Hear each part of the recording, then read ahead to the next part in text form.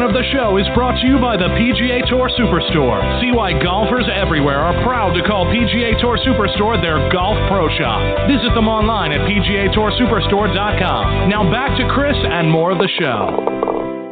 And now back with me here on the French Lick Resort guest line is Katherine Roberts. You probably remember Katherine as one of the co-hosts of the Golf Channel's The Big Break. She is also the founder of Yoga for Golfers. She is a certified yoga instructor. She's also a Nike Swoosh elite athlete and on their advisory staff. She is certified by the Gray Institute in Applied Functional Science and Chain Reaction Biomechanics. On top of the work she does with golfers, she also serves as a yoga performance coach for several Major League Baseball teams. She's got another site called Human Performance for Sports, and that's what the word for. So humanperformanceforsports.com for athletes outside of golf. And I'm delighted she is back with me again tonight here on Next on the Tee. Hey, Katherine, thank you so much for coming back on the show.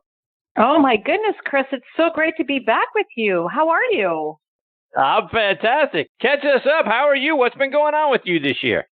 Oh, my goodness. Well, where do I even start? Yoga for golfers. At this point, we're actually have certified instructors in 40 countries, which is so exciting because we're able to bring these methodologies to golfers all over the world. And that's great. And then we have, of course, the Human Performance for Sports website and that methodology. And, as you mentioned, I've been working in Major League Baseball for 16 years, and I'm working currently for 8 Major League Baseball organizations on the major and minor league sides, which is pretty interesting because the movement patterns in baseball and golf are very, very similar. So that's been a whole lot of fun. So, Katherine, for our listeners who want to go out there and check out both sites, again, yogaforgolfers.com, humanperformanceforsports.com, talk about what they're going to find on both of those websites.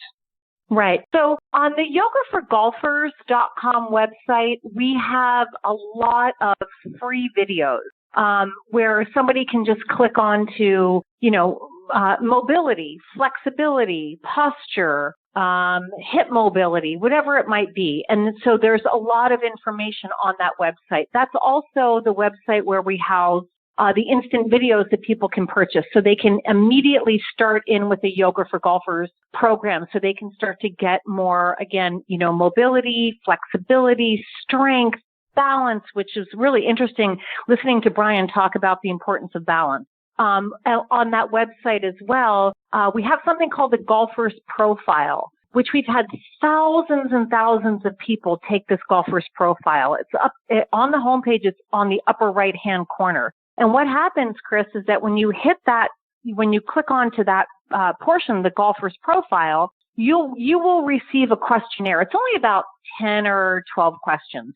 What are your strengths on the golf course? What are your challenges on the golf course? What's your fitness level? And when you fill out that Golfer's Profile, and by the way, this is all complimentary, Chris, immediately you will receive in your inbox video tips that are designed based on the answers to those questions. Because so many people say to me, I really want to get started, but I don't know where to start. And that's why we created the Golfer's Profile.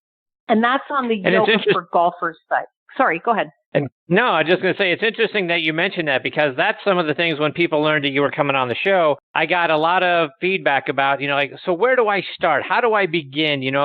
Can I do it if I've got an ache or a pain, or maybe I'm a senior golfer and I've got a bad hip or a bad knee and that sort of thing. The fact that you are giving them the opportunity to do that sort of upfront assessment is fantastic. Talk about some of the things that you hear back from people that have taken it and now start to do these sorts of things.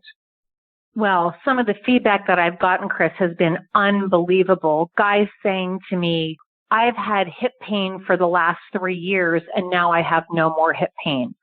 I had low back pain, which, 63% of golfers will experience low back pain, and their back pain begins to subside. My intention with creating the Golfer's Profile, Chris, was exactly what you just mentioned, which is, where do I start? How do I begin? And I also just want to make the point that the Yoga for Golfers program is not about putting your leg behind your head. Okay. The Yoga for Golfers program is designed and developed in the foundation of golf biomechanics. everything that I teach in Yoga for Golfers, as well as all of our teachers all around the world, and all the videos and instant videos that we sell and DVDs, et cetera, is all based in golf biomechanics. And the way that the program is taught is that we teach it in building blocks. We'll say, hey, you know what? If this progression is good at this level, stay here. If there's a little bit more, we can go here. If there's a little bit more, then we can go here. And I just want to tell you a little quick story. I teach Yoga for Golfers out at Troon North Golf Club. I have a very great relationship with Troon Golf. And one time I had a class, and this gentleman, he was a 71-year-old orthopedic surgeon that showed up for my class in a back brace.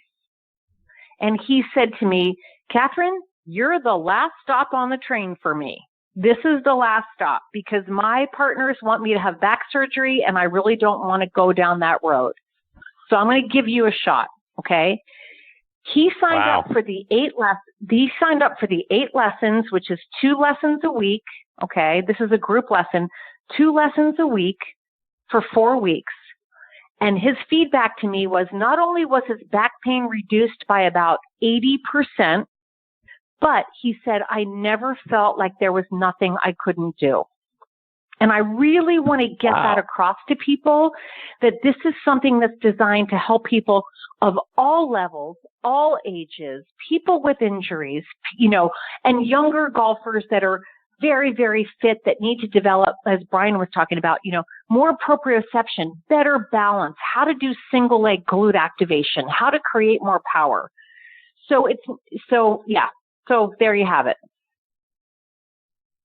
All right. So, and you mentioned the word foundation, because that's where I want to go next and sort of build from the ground up. And one of the things that you talk about is foot function.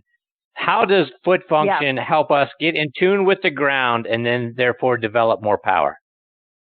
Right. So, Chris, you and I could do, 15 conversations about foot function. I think that it is one of the most underrated, under-discussed aspects of golf performance out there. So when you understand something called the kinematic sequence, when you understand the body and looking at the body as a kinetic chain, everything starts in the feet. So, for example, when you are thinking about, going to the top of your backswing, what happens is that the efficiency of the kinetic chain and the kinematic sequence starts from the feet, travels up to the hips, to the thoracic spine, to the shoulders, to the hands, and out to the club, to the top of the backswing. Similarly, in the downswing, it starts from your feet to your hips, to your T-spine, to your shoulders, to your hands, and out to the club. K-Vest, K-Motion, which is a company that I'm associated with, proves that through 3-dimensional motion analysis. Like, I didn't wake up this morning, Chris, and make this up. This is science. Everything I do is based in science. If you have an inability to what's called dorsiflex or plantar flex your ankles, that is an immediate leak in the chain of the kinetic sequence. So when people say, well, what does it matter whether my ankles can dorsiflex or plantar flex? It matters a lot for all sports, especially the rotational sport of golf. So we do a lot of things with foot function, teaching people how to spread their toes, how to lift in their arches, how to pull power up from the ground. Foot function is tied to pulling power up from the ground, which is what we call ground reaction forces. And if you don't have that ability to articulate your foot successfully, again, it's an immediate leak of power up the kinetic chain of the body. So, Katherine, another area that I think is underserved and also plays a very important part in our ability to be successful and out on the golf course and really just about anywhere is breathing. Talk about how proper breath techniques can help us maintain our focus better. Well, the first thing is breathing is the fastest way to reset the mind. I mean, would you agree that golf is mental? Indeed. Yes. By the way, Chris, I'm a golfer. I've been a golfer since I was 15 years old. My parents played on the golf team of our country club. I've been surrounded by golfers my whole life, okay? Golf is very mental. And the way that you can, again, reset the mind, if you've had a bad shot or even a great shot, to move into what we call in the yoga world being focused, having one pointed concentration, which is standing over the shot that's in front of you, not worried about the last shot, not worried about the next shot. Being fully present is to use the breath. The other thing is that, you know, we have in our nervous system called the sympathetic nervous system, which is fight or flight. You have the parasympathetic nervous system, which is more of a relaxed state. From a physicality standpoint, the body needs to be relaxed. The muscles need to be relaxed so that when you're rotating into your backswing, I'll use as an example, the muscles need to be relaxed so you can do what's called eccentrically loading the muscles to its full range of motion so that you can contract the muscles and concentrically explode the muscles for more power. Okay? So what I teach my athletes to do is when they're in their address position, to take a long, big inhalation through the nose, a long, calming exhalation out of the mouth, to feel their traps drop, to feel the muscular tension of their shoulders, forearms, and hands relax, so that then when they load to go to the top of the backswing, you have a relaxed muscle.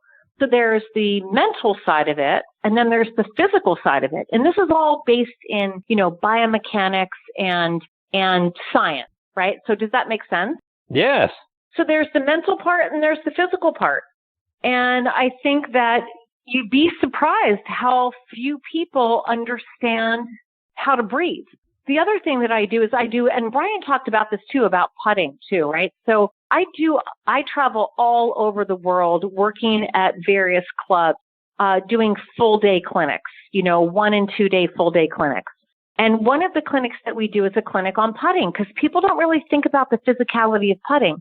Now, your short game is 60% of your score, right? And putting is 42% of your score. So if you're not spending time working on your putting because it hurts your back, which most people don't like practicing putting because it does hurt their back, I have a whole program that's designed just for putting.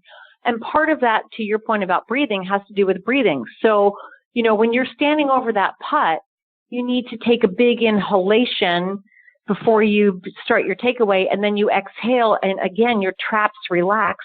And you think about moving your arms from what's called your thoracic spine, which is the middle of your back, versus just using your hands. And so that way you're able to get a more consistent, efficient, repeatable putting stroke. So, Katherine, a couple more before I let you go. But as you've talked about, you know, your muscles needing to relax and all of those sorts of things. One of the things that most of us aren't good at is getting prepared for our round of golf with stretching and that sort of thing. We're typically running from the car to the first tee and away we go. And we're terrible for the first 4 holes until our muscles loosen up and then we start to play better. What are some things that you think for those of us that might only have 15 or 20 minutes before our tee time that we can do to loosen ourselves up so we give ourselves a better opportunity to swing more freely and to have a good round of golf? Yeah, you know, one of the things that I hate hearing from people is that, I wasn't really warmed up until the 4th hole. Yep. Right? So back to the kinematic sequence where everything is starting in your feet. What I would suggest is, again, and Brian talked about this a little bit as well, is where you're in a lunge position. So your left foot is forward and your left knee is bent. Your right leg is straight behind you. You lift and lower your right heel, and that's going to get your ankle and your foot into dorsal and plantar flexion. It's going to get your right hip into extension. Okay, and then you hold the club in front of you, right at shoulder height, and then you take an inhale to lengthen your spine, and you exhale, and you rotate over your front leg. So if your left leg is forward, you're rotating left.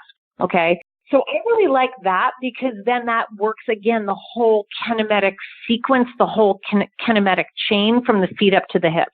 At that point, I would also say we need to do some lateral bending. Everything that I do, Chris, works in all three planes of motion, sagittal, frontal, and transverse plane. So now you just hold your arms over your head at shoulder height, and you take an inhale and you laterally bend left and right. The reason you do that is the big turning muscles of your spine are your latissimus dorsi, okay? And so when you do this lateral flexion right and left, that gives you a good stretch of your lats, and that can help you turn more, that can help you turn better, okay? So now we have rotation, and we have lateral bending, and we have frontal, with sagittal plane extension and flexion. The other thing I like is that when you, let's say I'm standing here, I'm going to take my right foot forward, my left knee is bent, my right toes are back towards me. This is basically a hamstring stretch. I'm going to take an inhale, I'm going to exhale, and I'm going to hip hinge, which we need to do as golfers, is to hip hinge. I'm going to hip hinge over my right leg, and that's going to give me a nice, good posterior chain stretch up the hamstrings and through the back. So, and you know what? We have so many video tips on our website that are complimentary that people just need to go there and check them out. Our par level series and birdie level series instant videos or instant downloads, so you can have them on your phone, and they have different dynamic warm up. When you're warming up for golf, Chris, you need to be warming up dynamically. Golf is an explosive movement from a static position. Do not do static movements and static holds when you're warming up for golf. And we've got all that on the website available for people. Katherine, you're the perfect person to answer a question that I've had in the back of my mind for years. And that's one of the things that Tiger Woods talked about when he was going through a lot of his health issues, is that he was unable to activate his glutes. Mm-hmm. So one of the things that I've like, what does that mean? How do you, where are your glutes getting activated in the golf swing? Explain that to us, to all those who've wondered what the heck he meant by that.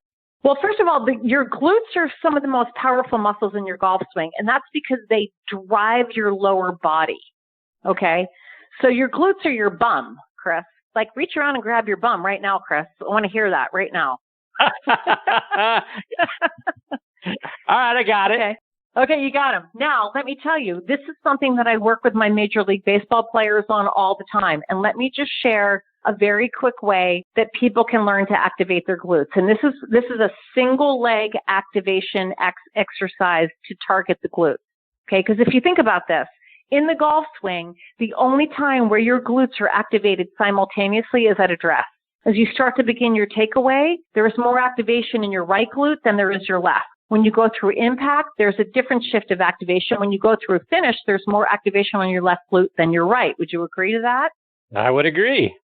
Okay, so let me give the listeners this quick exercise. Here I am. I'm in my office. I'm standing with my feet side by side. Okay, I'm going to bend my knees. So it's like I'm sitting in a chair, like a child's chair. Okay, I'm going to extend my right leg back behind me. So I'm balancing on my left leg. I'm holding onto my chair. From here, my upper body will hinge forward as my right leg comes up. So I kind of look like a teeter-totter, right? Like a seesaw.